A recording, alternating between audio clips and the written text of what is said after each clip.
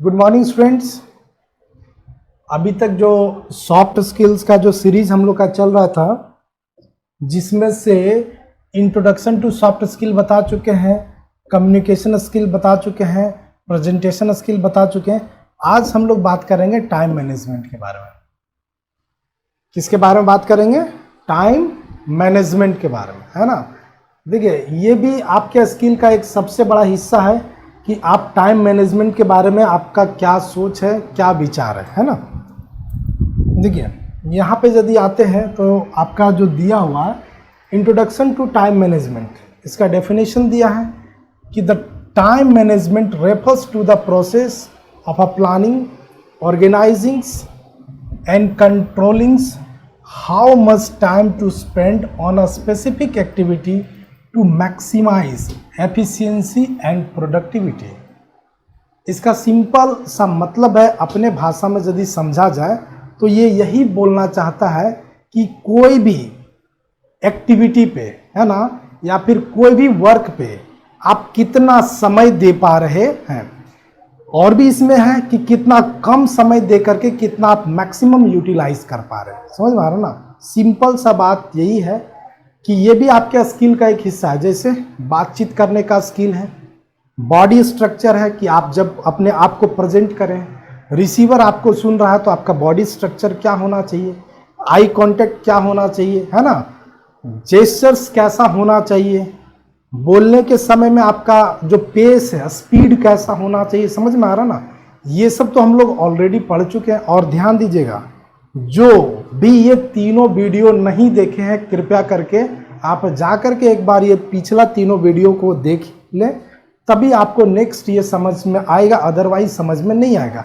क्यों?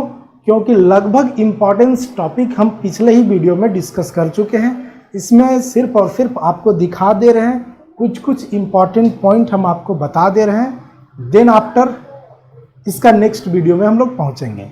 तो यहाँ ये जो टाइम मैनेजमेंट स्किल है, टाइम मैनेजमेंट स्किल में सिंपल सा 2-3 पॉइंट आपको समझना है कि आप कैसे टाइम का यूटिलाइज कर रहे हैं। समझ में आ रहा ना।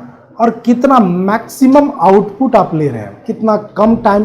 देखिए, आज के डेट में हार्ड वर्क तो सभी करते हैं, है ना, लेकिन क्या बोला जाता है कि स्मार्ट तरीके से कौन करता है, टाइम का वैल्यू कौन दे रहा है। यदि आप टाइम का वैल्यू नहीं दे रहे हैं तो टाइम आपके साथ खेलेगा।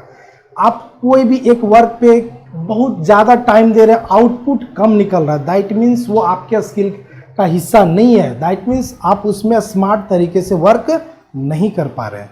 चाहे वो एकेडमिक के क्षेत्र में हो, चाहे वो बिजनेस के क्षेत्र में हो, या फिर प्राइवेट जॉब सेक्टर में हो, गवर्नमेंट जॉब सेक्टर में हो, इंटरपर्सनल डेवलपमेंट में हो, हर एक लेवल पे टाइम का मैनेजमेंट आपको आना चाहिए। क्लियर है? यही बताना चाहता है। समझ में आ रहा ना। जैसे हम क्या टाइम का मैनेजमेंट किए, देखिए हमने क्या किया, कितना मस्त पीपीटी तैयार किया। अब इतना हम लिखते हैं ना तो काफ़ी समय लगता। तो इस चीज़ें को आपके लिए हमने क्या किया, स्मार्ट तरीके से काम किया है ना। इसको पहले से हम पावर पॉइंट प्रेजेंटेशन में रेडी कर चुके हैं। बस इसी को थोड़ा बहुत डिस्कस करना है आपके साथ। यही हुआ टाइम का मैनेजमेंट। स्टूडेंट्स क्लियर है? इंपॉर्टेंस क्या आता है? Effective time management allow individual to accomplish more in less time. समझ में आ रहा है? ज़्यादा output in less time, reduce stress and improve the overall quality of life. It is essential for achieving personal and professional goals. इसमें से क्या होता है? पर्सनल अचीवमेंट और प्रोफेशनल। पर्सनल दैट मीन्स आपका पर्सनल होगा, प्रोफेशनल दैट मीन्स जहाँ पे आप वर्क कर रहे हैं। क्या क्लियर है स्टूडेंट्स? अब एक की principle of a time management, क्या क्या आपको ध्यान रखना है। तो सबसे पहली बात है डेफिनेशंस, दूसरा है टेक्निक, ये सब के बारे में हम लोग देखेंगे। फिर आगे, है ना, हाँ, ये चारों पॉइंट बहुत इंपॉर्टेंट है। चारों पॉइंट में urgent and important, important but not urgent, urgent but not important, not urgent not important. देखिएगा, नॉर्मली किसी भी सेक्टर में कि अर्जेंट भी है और इम्पॉर्टेंट भी है तो उस पर आपको ज़्यादा ध्यान देना है। फिर क्या बोला, इम्पॉर्टेंट तो है बट नॉट अर्जेंट है तो उसको सेकेंडरी में हम लोग टाल सकते हैं। नेक्स्ट है अर्जेंट बट नॉट इम्पॉर्टेंट, है ना, तो उस पर थोड़ा सा उसको और अर्जेंट है लेकिन नॉट इम्पॉर्टेंट। तो मतलब ये सीक्वेंस दिया गया कि किस काम को आप कितना इम्पोर्टेंस दे रहे हैं और वो कितना अर्जेंट है आपके लिए। तो ये सीरीज देखना बहुत ज़रूरी है, ठीक है।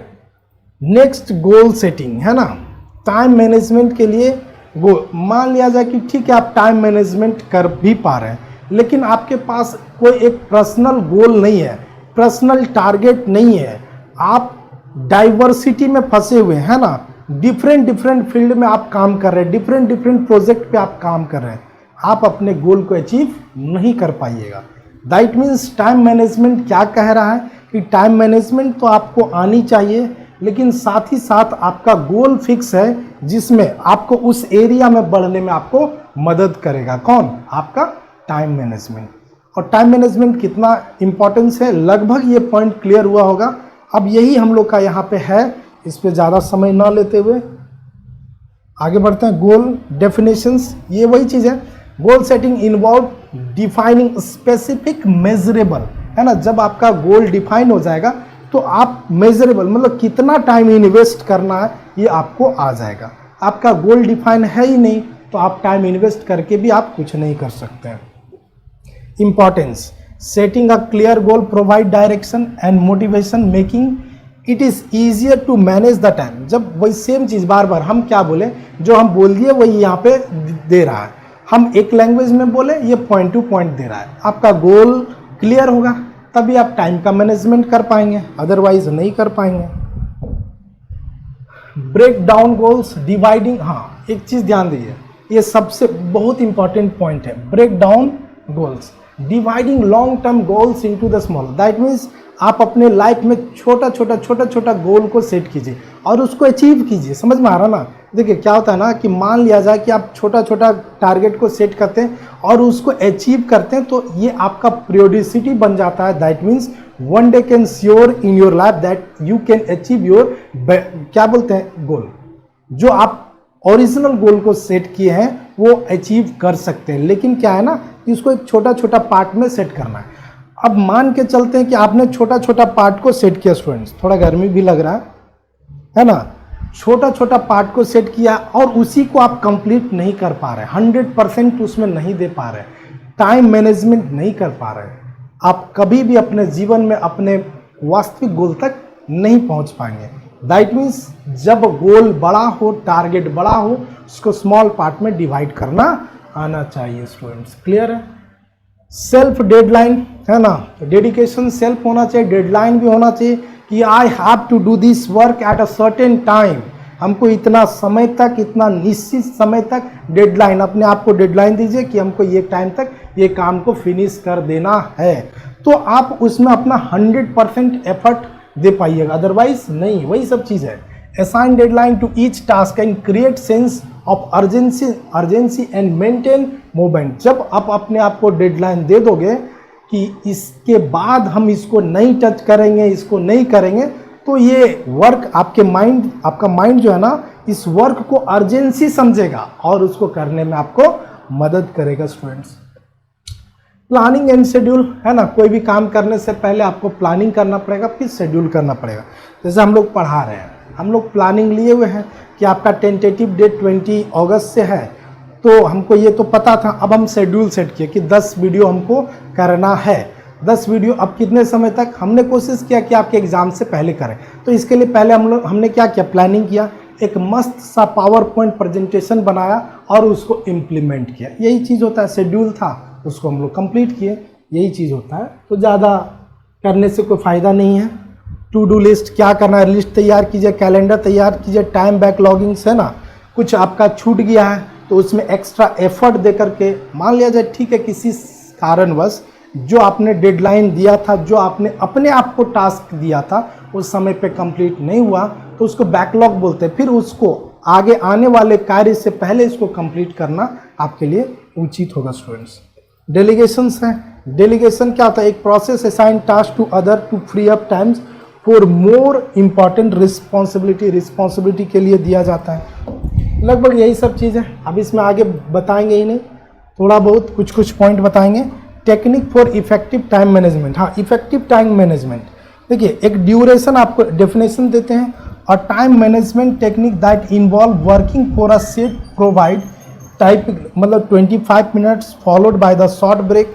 मतलब मान लिया जाए वही चीज़ बताया, ये अपने आप के ऊपर डिपेंड करता है, ये कोई साइंटिफिक प्रूफ नहीं है। आपको लगे कि नहीं हम 1 घंटा वर्क करके 5 मिनट का ब्रेक ले सकते हैं, यू कैन डू इट। आपको लगे कि 25 मिनट वर्क के 5 मिनट का ब्रेक लेकर के देन आफ्टर हम उसको रीस्टार्ट करते हैं, you can do it. It will depend upon your, समझ में आ रहा ना। नेक्स्ट बेनिफिट, ये जो टेक्निक है ना, ये हेल्प करता है, फोकस करता है ना मतलब आपको डाइवर्ट होने नहीं देता है। चलिए next definition, applications, time audit भी है, ये सब बेनिफिट है, प्रोसेस है। रिकॉर्ड डेली लाइफ एक्टिविटी, आप डेली क्या कर रहे हैं, इसको कितना ब्रेक ले रहे हैं, कितना वर्क कंप्लीट कर पा रहे हैं, कौन सा वर्क इनकम्प्लीट हो रहा है, आपको लिखना पड़ेगा, समझ में आ रहा ना, यही कुछ है। फिर बैचिंग सिमिलर टाइप, ठीक है। नेक्स्ट हम लोग आते हैं डेफिनेशंस, ये भी है। बेनिफिट यूजिंग टेक्नोलॉजी, ये सब तो ईमेल मीटिंग ये सब तो है ही।